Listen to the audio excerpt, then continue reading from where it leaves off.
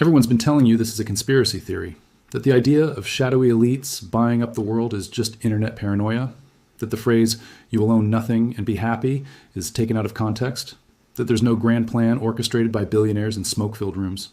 Here's the thing. I don't believe in conspiracy theories either, but I do believe in SEC filings. I believe in publicly available shareholder data. I believe in congressional testimonies and Federal Reserve meeting minutes and corporate earnings calls. And when you actually look at what's sitting right there on the public record, available for anyone to read, what you find is far stranger than any conspiracy theory could ever be. Would you believe me if I told you that one company, not a government, not a country, but a single private corporation, now controls more wealth than the entire gross domestic product of every nation on earth, except the United States and China? That this same company built an artificial intelligence system, a system you've almost certainly never heard of, that makes decisions affecting over $21 trillion every single day? That this AI is used by Apple, by Microsoft, by Google, by pension funds managing the retirement savings of millions of teachers and firefighters and government workers? That this company's CEO just became the co-chair of the organization that literally published the phrase, "You will own nothing and be happy"? This isn't speculation. This isn't me connecting dots that don't exist. This is what's written in the documents, in plain language, for anyone willing to look. Over the next several minutes, I'm going to show you 5 mechanisms that most people have never heard of. 5 systems that explain why homes are becoming unaffordable, why everything in your life is turning into a subscription, and why the very concept of ownership might become a relic of the 20th century. And unlike most videos on this topic, I'm not going to tell you what to think. I'm going to show you what exists, quote the sources directly, and let the data speak for itself. Let's start with something that happened in August of last year that almost nobody noticed. In August 2025, the World Economic Forum, the organization behind the famous Davos Summit, where the world's most powerful political leaders and business executives gather every January, announced its new interim co-chair. They were replacing Klaus Schwab, the founder who had led the organization for over 50 years. And the name they announced was Larry Fink. If you don't recognize that name, you absolutely should. Larry Fink is the founder and chief executive officer of BlackRock, which is, by every measure, the largest asset management company on planet Earth. As of the end of 2025, BlackRock manages over $14 trillion in assets. To put that in perspective, that's more than the entire GDP of China. It's more than the combined GDP of Japan, Germany, and the United Kingdom. One company, $14 trillion. Now, I need you to understand why this appointment matters beyond the headline. I need you to see the connection that most people miss entirely. Think back to 2020 for a moment. Remember when a video from the World Economic Forum went viral? In that video, they made 8 predictions for the year 2030. And the very first prediction, the one that sparked outrage across the internet, was this: you will own nothing. And you will be happy. Whatever you want, you'll rent, and it'll be delivered by drone. You probably laughed it off back then. Maybe you shared it with a sarcastic caption. Maybe you dismissed it as some out-of-touch European bureaucrat fantasizing about the future. Maybe you forgot about it entirely within a week. But now I need you to picture something different. I need you to imagine that you're 27 years old today. You did everything you were supposed to do. You went to college, took on the debt, got the degree. You landed a decent job. You saved what you could, lived below your means, avoided the avocado toast that everyone jokes about. And now you're ready to buy a house, the same milestone your parents hit at your age, the foundation of the American dream you were promised. And then you discover reality. You discover that the median home price in America now costs 5 times the median household income. Not twice, not 3 times, 5 times. You discover that in 2024, the median age of a first-time home buyer hit 40 years old. Not 33, which is what it was just 5 years earlier. 40. In 5 years, the typical first-time buyer aged 7 years. That's not gradual change. That's a generational shift happening in real time. You discover that in 2024, for the first time in 8 years, the national homeownership rate actually declined. That half of all renters in America, 22.4 million households, now spend more than 30% of their income just on housing. That to afford a median-priced home today, you need a household income of over $126,000 a year. And then you remember that video, that phrase, "you will own nothing." Now here's what most people miss about that prediction. The phrase, "you will own nothing and be happy," didn't actually come from Klaus Schwab's book, The Great Reset, even though everyone attributes it to him. It came from a 2016 essay by a Danish politician named Ida Auken, which the World Economic Forum republished and promoted. But here's the key detail. The WEF chose to amplify that message. They selected it as the very first of their 8 predictions for 2030. They put it in a slickly produced video that they knew would spread across social media. They wanted people to see it. And now the CEO of the company that manages $14 trillion, a man who once said in a recorded interview, quote, "You have to force behaviors," is helping lead that very organization. Larry Fink's appointment wasn't hidden. It was announced publicly. The World Economic Forum put out a press release celebrating it.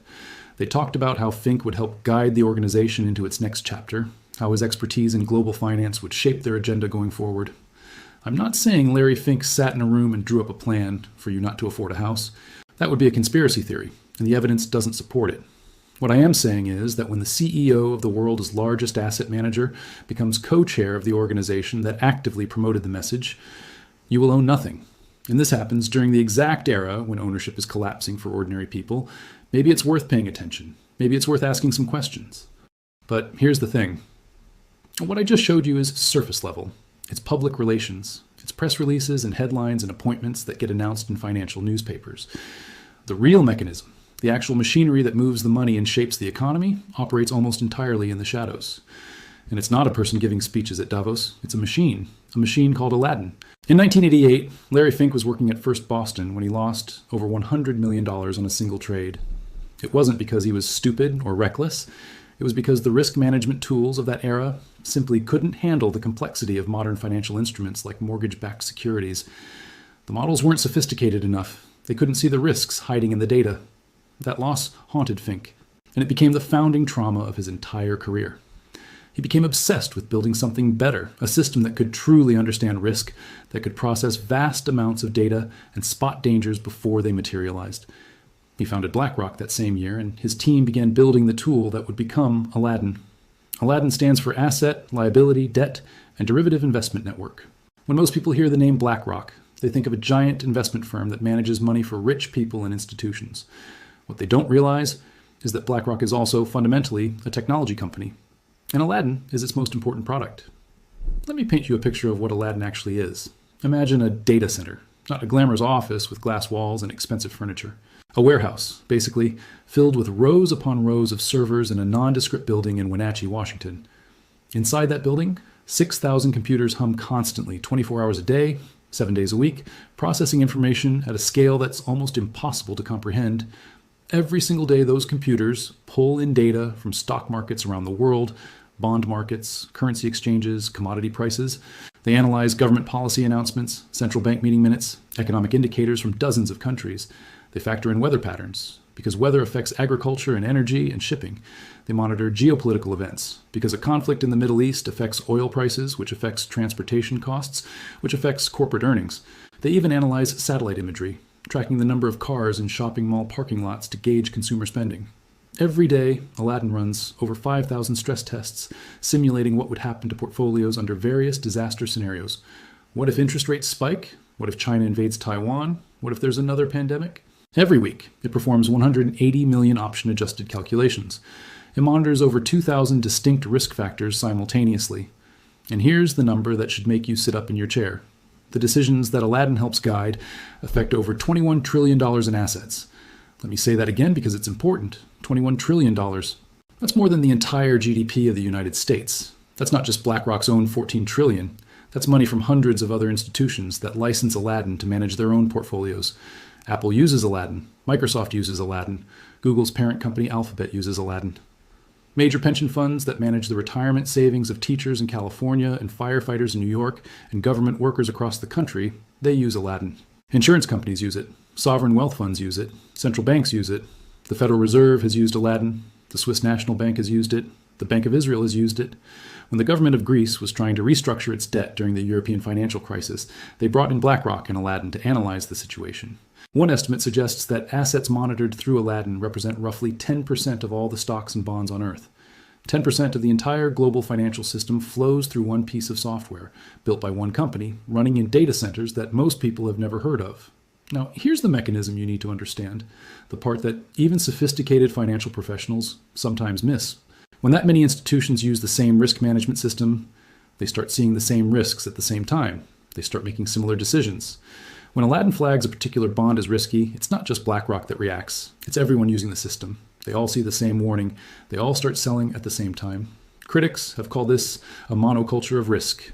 Just like a monoculture in agriculture, where planting the same crop everywhere makes the entire system vulnerable to a single disease, having everyone use the same risk model makes the financial system vulnerable to a single blind spot. If Aladdin ever makes a mistake, if it fails to see a risk that's actually there, or sees a risk that isn't real, trillions of dollars could move in the same direction simultaneously. Everyone running for the exits at once, everyone buying the same thing at once, the very thing that's supposed to reduce risk, this sophisticated AI system, could amplify risk by making everyone act identically. This is why some economists and regulators have started calling BlackRock a shadow bank, not because they're doing anything illegal, but because they've become so systemically important that a failure in their system could destabilize global markets. They're performing a function that used to be reserved for central banks and major financial institutions, but without the same oversight or accountability. The Economist, one of the most respected financial publications in the world, has called BlackRock the world's largest shadow bank. Senator Elizabeth Warren has suggested publicly that BlackRock should be designated too big to fail and regulated accordingly.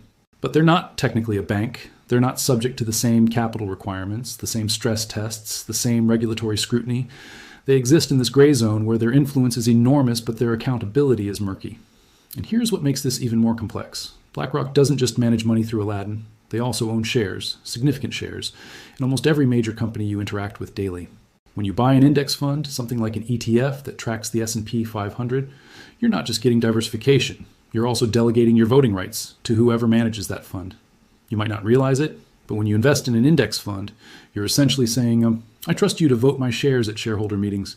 I trust you to make decisions about corporate governance on my behalf. And 3 companies manage the vast majority of those index funds: BlackRock, Vanguard, and State Street. They're called the Big Three. And together, they've accumulated something unprecedented in the entire history of capitalism. A study from researchers at the University of Amsterdam found that the Big Three are now the single largest shareholder in 40% of all publicly listed companies in the United States. But here's where it gets even more concentrated. In the S&P 500, the 500 largest companies in America, the Big Three are the largest shareholder in approximately 90% of them. Think about what that means. Apple, the most valuable company on earth. The largest shareholder is one of the Big Three. Microsoft, same thing. Amazon, same thing. Google, Meta, Nvidia, Tesla, ExxonMobil, Johnson & Johnson, Coca-Cola, JP Morgan Chase. Go down the list of America's biggest corporations, and in almost every case you'll find BlackRock, Vanguard, or State Street sitting at the top of the shareholder registry. BlackRock alone holds over 1 billion shares of Apple, worth over $200 billion. They hold over 500 million shares of Microsoft. They're one of the largest shareholders in Amazon, in Nvidia, in Meta, in virtually every company that shapes your daily life. Now, BlackRock will tell you they're just passive investors. They'll say they're simply tracking indices, following the market, not making active decisions. They'll say they don't control these companies, they just own small percentages on behalf of their clients. But here's the problem with that argument. Passive ownership still comes with voting rights. Every year, publicly traded companies hold shareholder meetings. They vote on board members, executive compensation, mergers and acquisitions, corporate policies on everything from environmental practices to political spending. And the Big Three vote those shares. BlackRock's investment stewardship team, the group responsible for voting their shares, participated in over 16,000 shareholder meetings last year.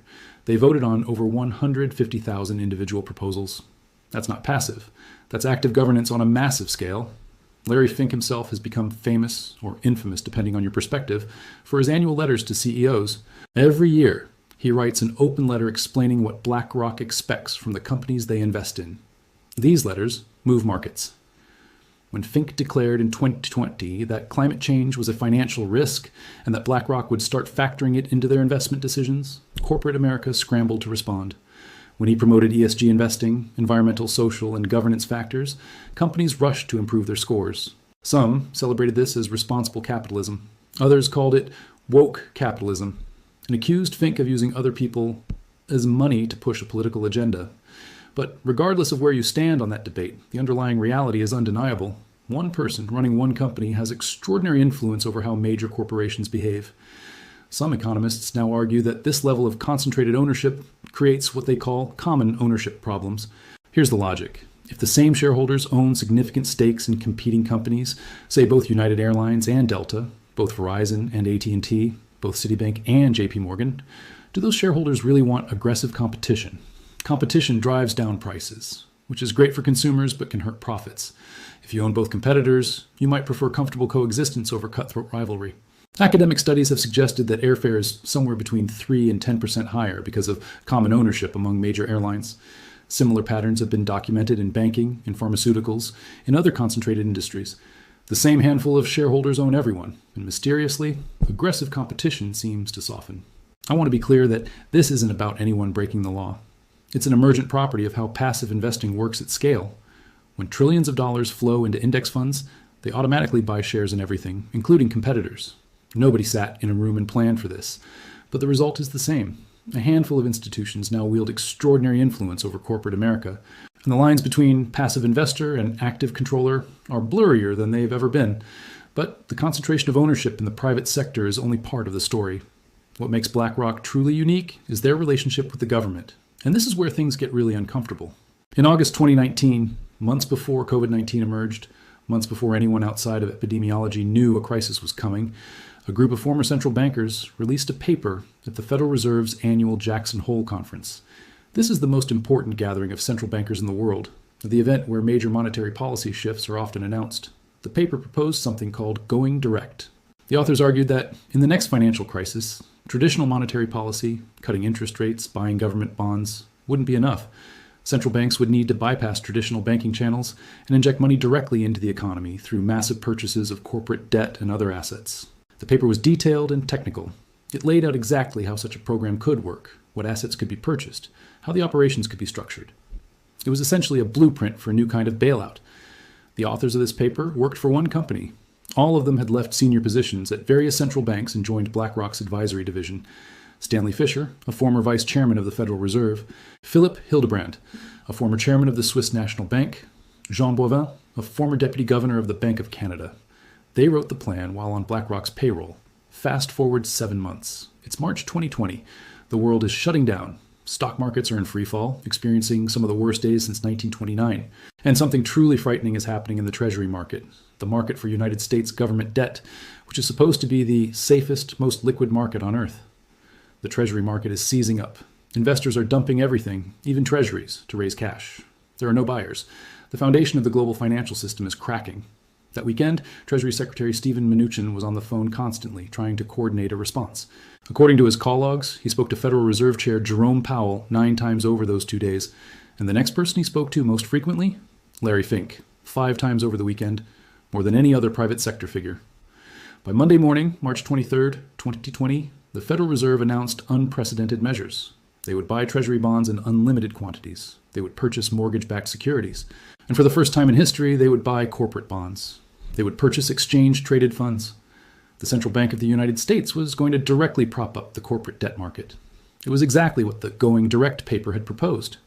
And who did the Federal Reserve hire to manage these emergency programs? Who would decide which bonds to buy, at what prices and what quantities? BlackRock. The contract was awarded without competitive bidding. There was no time, they said. The crisis was too urgent.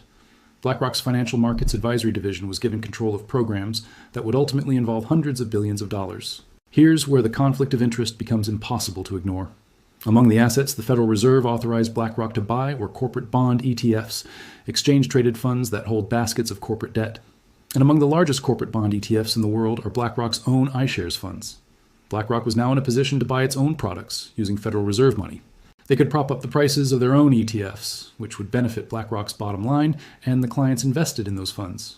The company says they had strict information barriers in place. They say their traders managing the Fed program were walled off from their regular trading operations, that nobody could benefit from insider knowledge about what the Fed was buying. And maybe that's true. Maybe the barriers held. But the structural conflict is undeniable. The same company that employed the former central bankers who wrote the plan for going direct, who proposed emergency corporate debt purchases, was then hired to implement that exact plan. And they profited from it. This wasn't even the first time. During the 2008 financial crisis, the Federal Reserve gave BlackRock no-bid contracts to manage the toxic assets from Bear Stearns, an American international group. BlackRock advised the Fed on Citigroup's troubled assets.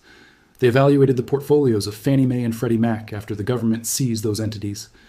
They were, in the words of one journalist, about as close to a government arm as you can be without being the Federal Reserve.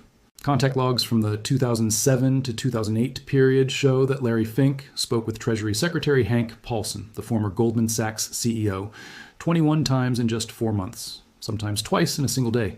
He had multiple calls with Federal Reserve Chair Ben Bernanke.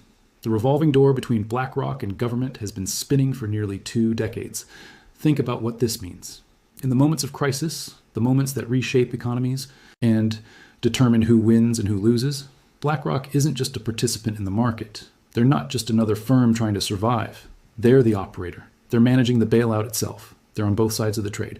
But all of this, the Aladdin system, the ownership stakes, the government contracts, it's all still somewhat abstract. It's financial assets, numbers on a screen, share certificates and bond portfolios. What about physical things? What about the roads you drive on, the airports you fly through, the water that comes out of your tap, the data centers that power the internet you're using right now? That's where BlackRock's ambitions have expanded most aggressively. They're not just buying financial assets anymore. They're buying the physical infrastructure of civilization. In January 2024, BlackRock announced it would acquire Global Infrastructure Partners for $12.5 billion. GIP is one of the largest infrastructure investment firms in the world, and their portfolio reads like a list of things you didn't know could be privately owned. Gatwick Airport in London, Edinburgh Airport, Sydney Airport in Australia, major toll roads across Europe, rail systems, shipping ports, data centers that power cloud computing, water utilities, waste management systems. When BlackRock closed that deal, they didn't just become a bigger financial company. They became one of the largest owners of physical infrastructure on Earth. Think about what that means in practical terms. You book a flight to London and land at Gatwick. You probably don't think about who owns the airport, who profits from your landing fee, who decides how much the airlines get charged and how those costs get passed on to your ticket price. But BlackRock now has a stake in that.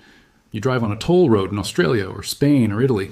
You tap your card or your transponder beeps, and money flows out of your account. A portion of that toll goes to infrastructure investors. BlackRock now has a stake in that. You turn on your phone and load a website. The data flows through servers and data centers, massive facilities that consume enormous amounts of electricity to power the digital economy. In November 2025, a consortium led by BlackRock announced it would acquire Aligned Data Centers for $40 billion. That's the largest data center deal in history. The consortium includes Microsoft, NVIDIA, sovereign wealth funds from the United Arab Emirates and Singapore. They're calling it the AI Infrastructure Partnership. Larry Fink said it explicitly. This partnership is bringing together leading companies and mobilizing private capital to accelerate AI innovation. They're not just investing in AI companies.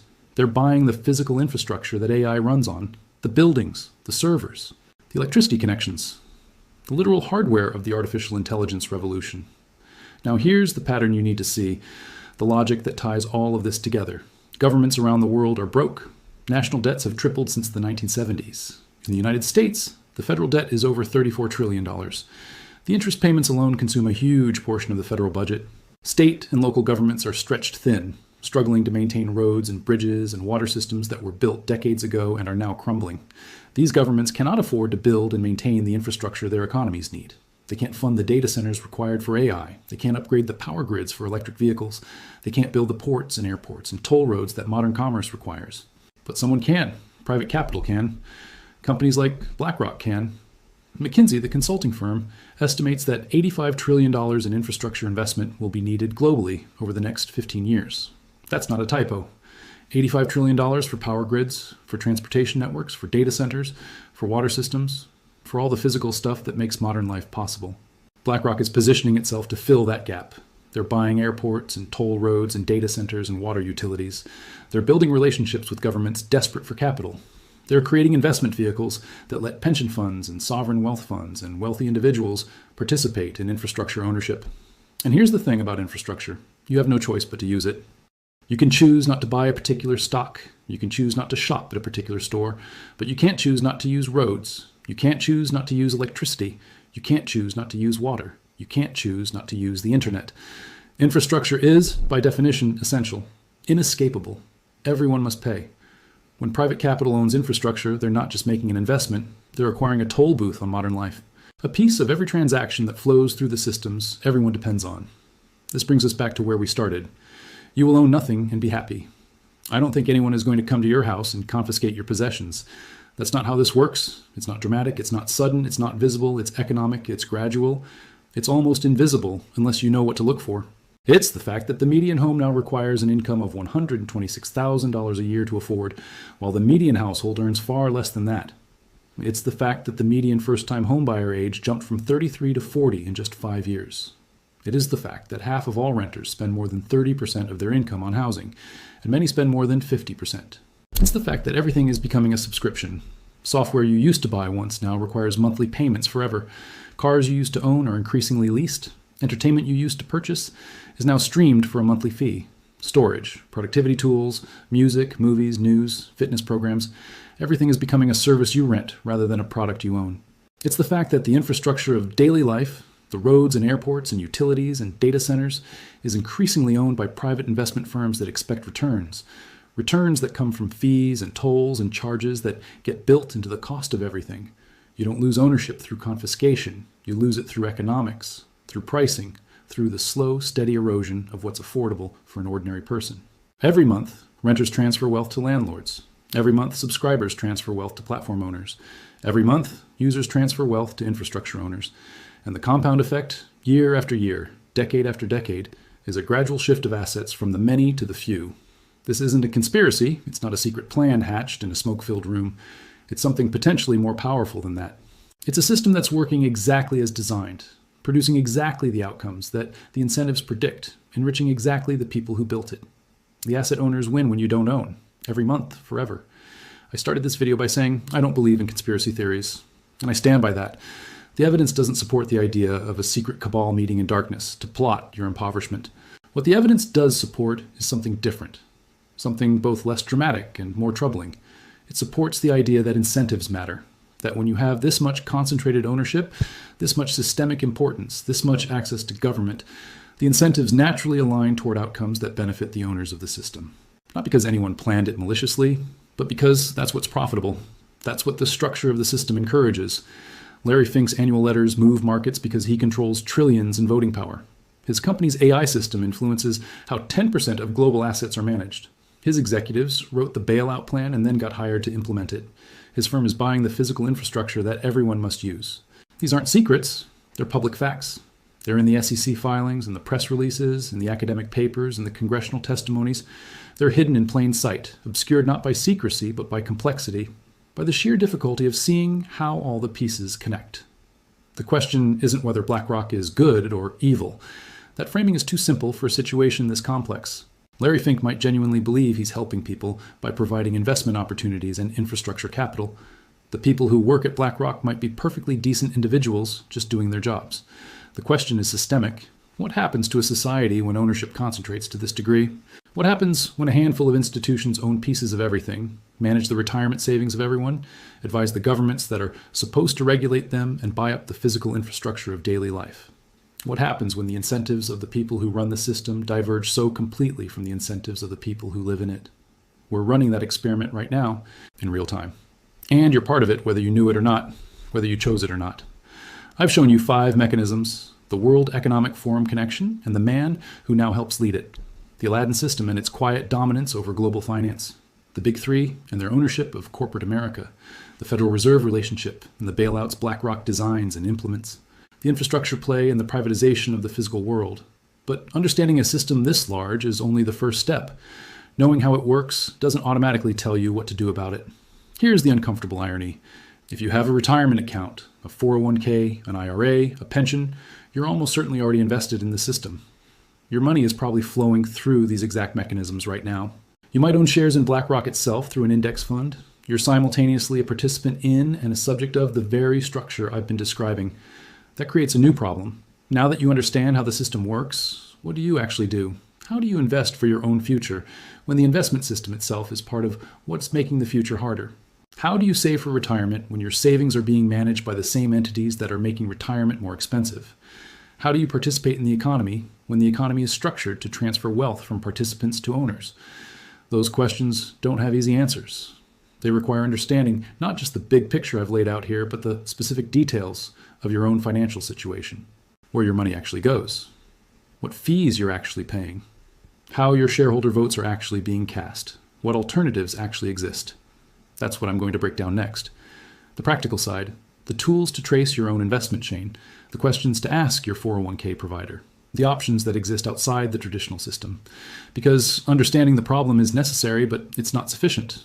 The next step is figuring out what to do about it. That video is right here.